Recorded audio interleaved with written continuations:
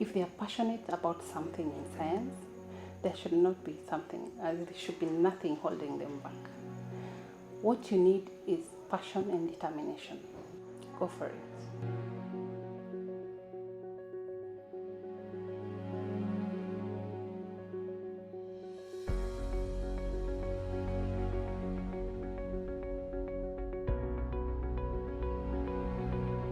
Yeah, my name is Cecilia Wanjau. I am a lecturer at the Department of Agriculture, School of Agriculture and Food Science. I have been here since 2013, and usually I teach or lecture in areas of crop protection. So areas to do with plant pathology, crop protection, entomology, weed science, anything related to plant health. That is what I do, and I've been doing that for many years now.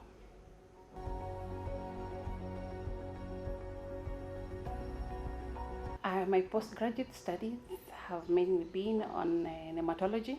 I did masters in nematology in Belgium, Ghent University. That is from 2010 until 2012. And then after that, I came to Meru University and have been incorporating nematology as part of the teachings. Currently, I'm doing my PhD, still in nematology. I'm working with nematodes of finger millet.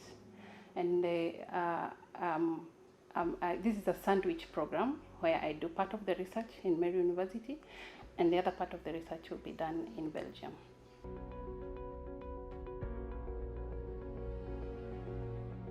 Nematology is the study of nematodes. And nematodes are small worms, actually microscopic worms, that for those that are in soil and water, we cannot see them with naked eyes. We need to use a microscope to make observations. And there are different types of nematodes. Even in humans, there are nematodes that affect humans, especially the intestine, and they are commonly known as the roundworms. So they are categorized as ascaris. For plants, they are also parasites of nematodes are also parasites of plants, and we have also parasites of insects, and we also have nematodes that live freely in soil and in water. Yes, so my area of specialization is actually in nematodes that parasitize plants, specifically crops.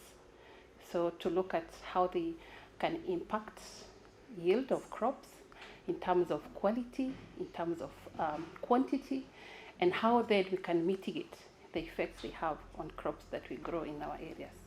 Nematodes are actually part and parcel of our lifestyle, and also they are actually the most abundant organisms, which we call the metazoans.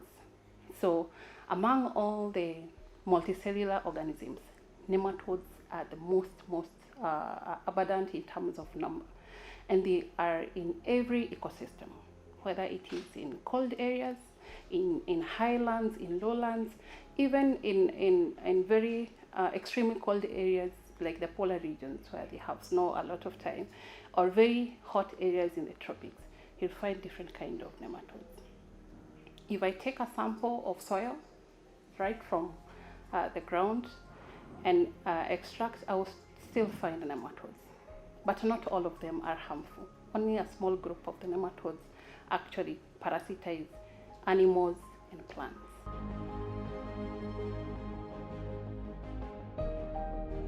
Why nematology? I must say I was introduced to nematology when I was doing my undergraduate in Jomo Kenyatta University, because I studied BSc horticulture. So it was introduced to me as part of crop protection. But after that, then I maintained a network, and I heard about the course that was specifically for nematology. And I think the thing that interested me most was the fact that you get a scholarship and you get to study in a foreign country. So I love to travel, and I think I grabbed that opportunity. Yes.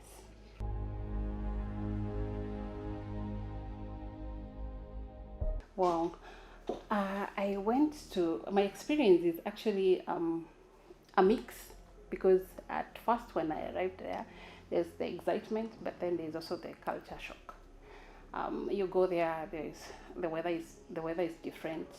The way the teaching is done is completely different from how we do it here in Kenya.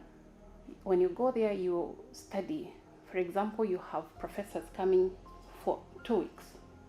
They teach continuously just for 2 weeks, and they finish their part, and then another professor comes in. But the system we were used here is that we have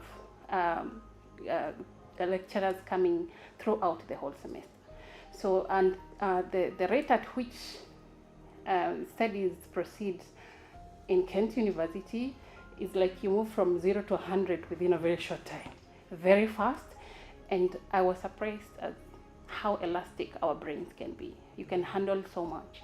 Sometimes you spend a lot of time in the lab, but the end results are impressive. You're able to achieve a lot within a very short time.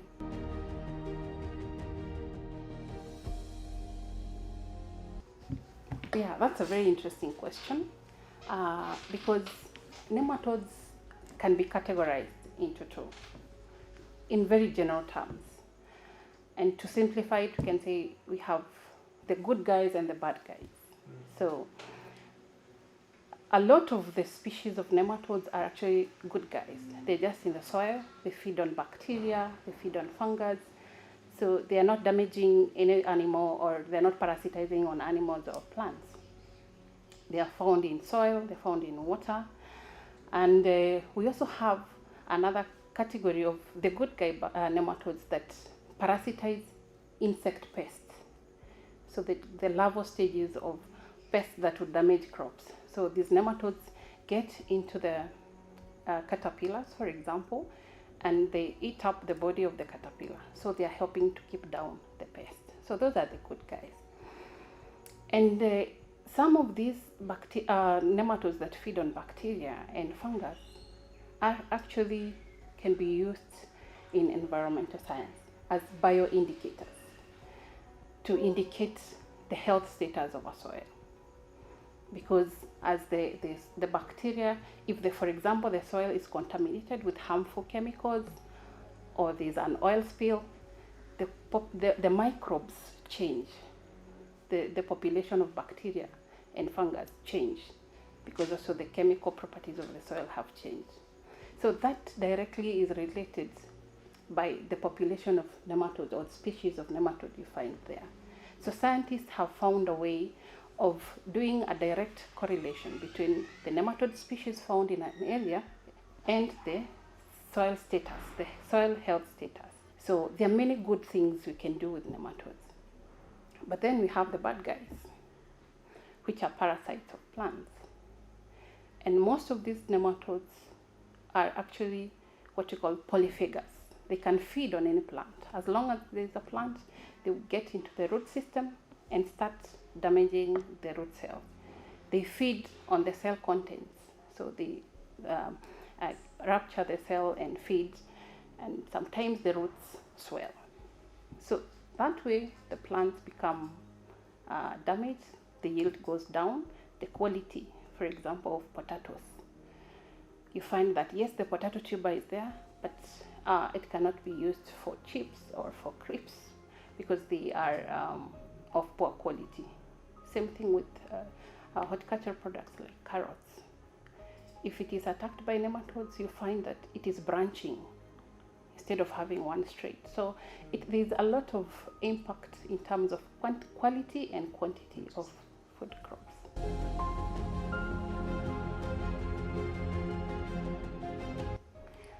Wow, like I said, there's a lot of waste or food that is wasted in nematology.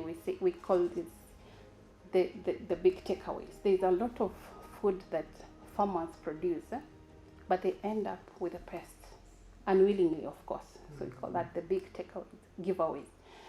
So these nematodes, sometimes they are damaging crops and we are not aware. You see that they infect the roots, and there are not a lot of symptoms above the ground. So most farmers are not aware, And what we are embarking on, especially in Kenya, is to identify those nematodes that are there and quantifying the amount, the extent of damage they can cause. And from that point, then we can be able to look at management strategies. So we help farmers, especially small-scale farmers, how they can manage the nematodes so that to avoid yield losses. So that way, then we can be able to have to maintain high yield production, because the current trend is that there is reduction in food production. So unless we know where the problem is, we cannot solve it. So you're starting from very basic kind of science of identifying the nematode species, the damage they cause, and then we can now introduce mitigation measures. And all this is geared towards increasing food production. Yeah.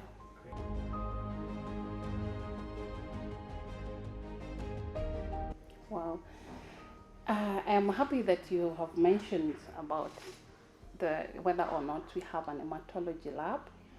And the good news is that we have plans for setting up a nematology lab. Already we have been allocated a very big room in ECP. And through the help of our donors, we have two donors. One is known as Vilius, which is, to simplify it, the government of Belgium has given us some money through a collaboration with Moi University.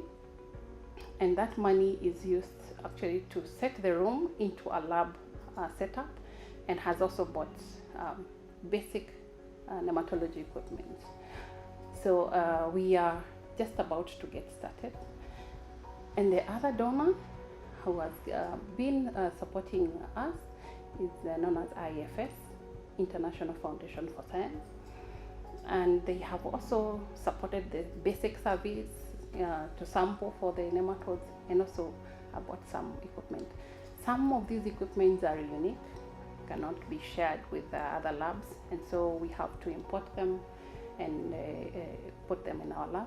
Others, like microscopes, also they have to be just right for nematodes. So we are very happy that we have had some donors, and we hope that moving forward, this lab will be fully functional for the support of our students. So anyone who is interested in nematology, anyone who is interested to study, not just the plant parasitic nematodes, any kind of nematode, because now even nematodes are being used as model organisms to study biological processes in humans. So we have what we call the C. elegans being used to study, for example, cancer. So anyone who has interest can come and study in our lab at Moi University.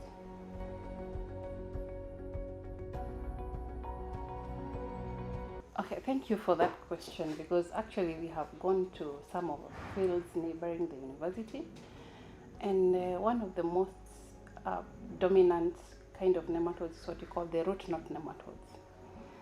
And they are easy to identify on farm because you see swellings of the roots. And the challenge comes in management, because some of the nematicides, actually most of the nematicides that were previously recommended for managing nematodes have now been banned, or they are on restricted use. So the majority of research activities are geared towards looking for biocontrol agents for nematodes. But there are also cultural approaches that we use, or we recommend farmers to use, like crop rotation. We also have some of common plants that can help reduce nematode population. For example, the tagetes and also the neem plants. So if we come to you as a farmer and we realize you have a problem, the first thing is to identify the kind of nematode that is most dominant in your farm, and then we can design for you an integrated nematode management approach. That is depending on the number of nematodes and the species of the nematodes and the crop that is popularly grown in that farm. So there is always a solution.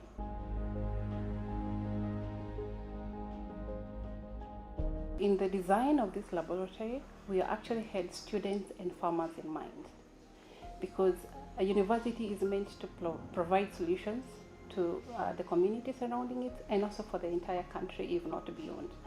So as a university, the design and the intention is actually to support farmers. At some point, they will be allowed to bring in soil samples or plant samples, and we can extract the nematodes, identify, because identification of nematodes is not easy. We cannot just identify them using our eyes. We have to use morphological and also molecular techniques of identification. So maybe we can help the farmers in our surrounding communities by identifying and providing a solution to the nematodes that are actually damaging the crops. So we are here for the students and for the farmers too.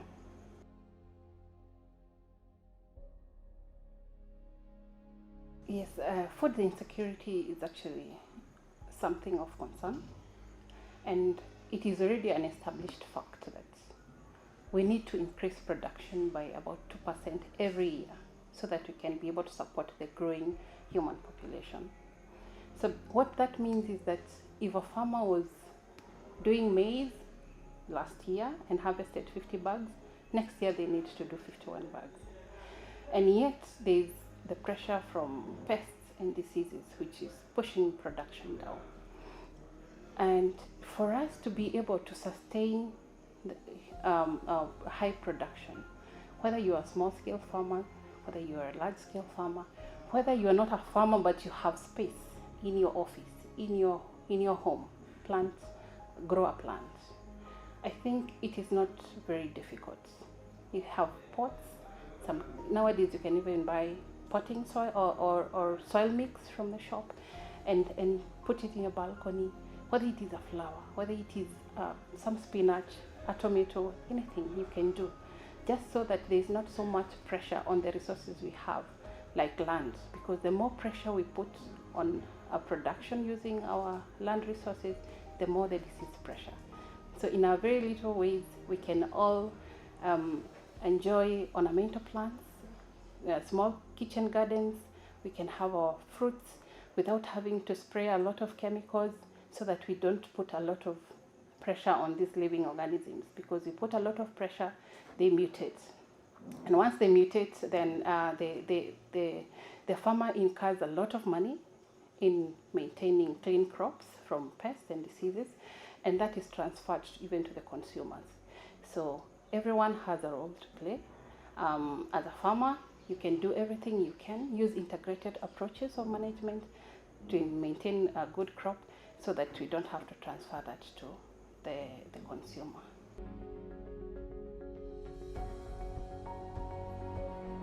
Farming is actually a very important aspect of our livelihood, and farmers are very important people in our country. But does not mean that when you study agriculture, you actually have to take up the djembe and go to the farm. Studying agriculture means a lot of things. There is agricultural science, and then there is the scientific research that actually supports agriculture. There is no agriculture without biology. So when you're talking about plant breeding, you have to do a lot of biology. So that is directly related to other sciences and other disciplines. There's agriculture and IT. Nowadays, people are just relying on digital platforms, for example, for disease diagnosis, and even formulating solutions for farmers. So you have some of these big platforms like Kabi formulating digital platforms that assist farmers to make solutions for their problems. So agriculture is wide. You can even end up in government institutions as an advisor in policy formulation, and can even end up as an academic, like I am, doing research, whether it is applied research or basic research. So don't just think of agriculture as taking a job and going to the farm. There's more to it, and there's a lot more that needs to be done.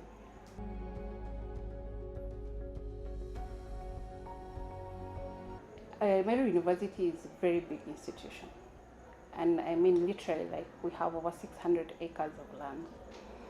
And if we were to do research, it needs a lot of areas on the ground.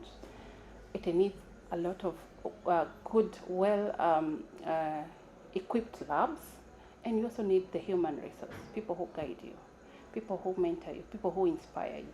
And here in Meru University, especially School of Agriculture and Food Science, we have all that. We have some of the best labs. And we have had even other institutions coming to benchmark with us, because we have not just the setup, but very reliable and sophisticated equipment for research, for teaching, and we also have very good, I think, and reliable, highly reliable lecturers who will guide you.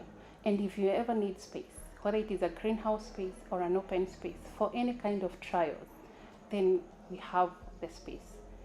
Therefore, I would encourage anyone out there to consider, and highly consider, the School of Agriculture.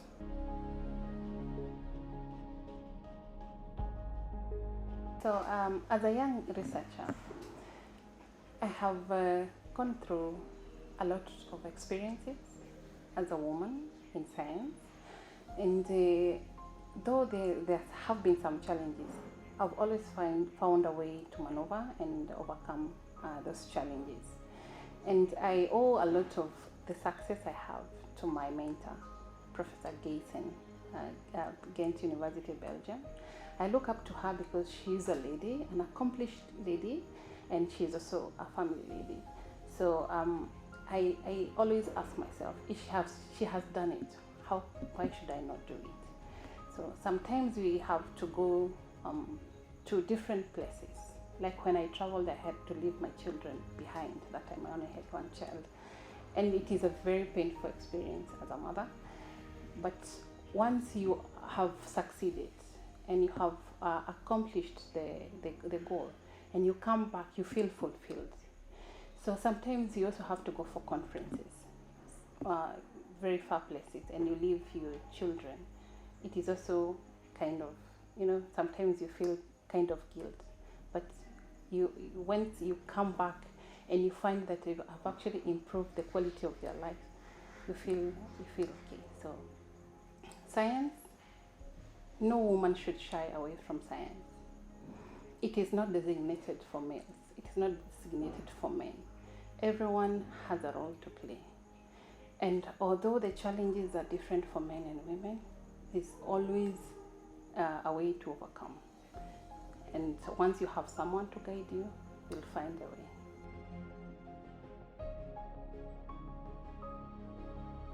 I have two main things that I do, that is teaching and also do research.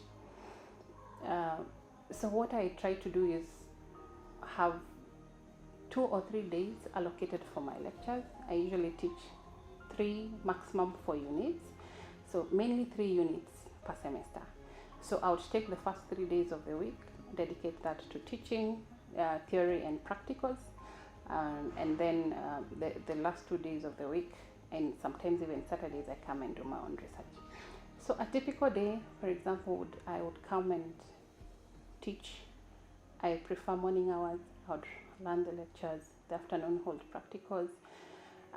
In the evening, just maybe do some administrative duties. And when I'm here on a Thursday or a Friday, I would come straight to the lab.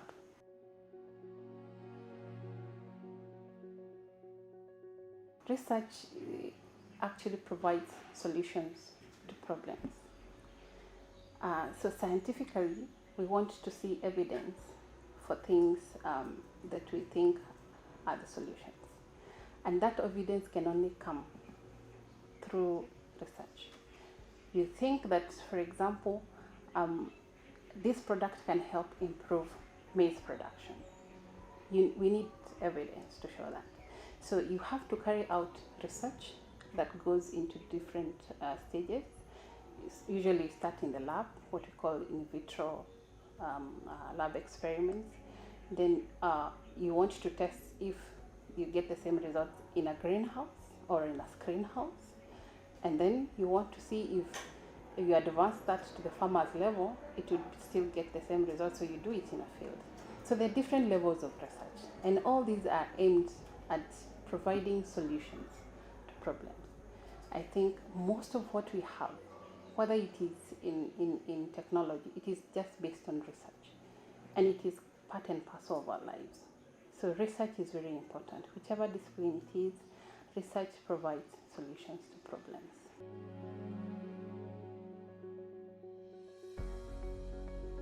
Go for it. I would tell any person, especially ladies out there, whether they are young or old, if they are passionate about something in science, there should be nothing holding them back. What you need is passion and determination, because you could be passionate about something, but once you face the challenge, you're so ready to quit. You should be determined to accomplish. You should be able to adventure and experience new things, because it is only through those experiences that you get to learn. So anyone out there who feels that they can make an impact in the field of science, whether it is in agriculture, in IT, in molecular biology, whichever area, they should be ready to take up the first move. And the first move is always identifying yourself with someone who is already in the field. And from there, I think everything will roll. That was a brief summary of nematology research at Mary University of Science and Technology. I look forward to taking you through a new Nematology Lab. See you then.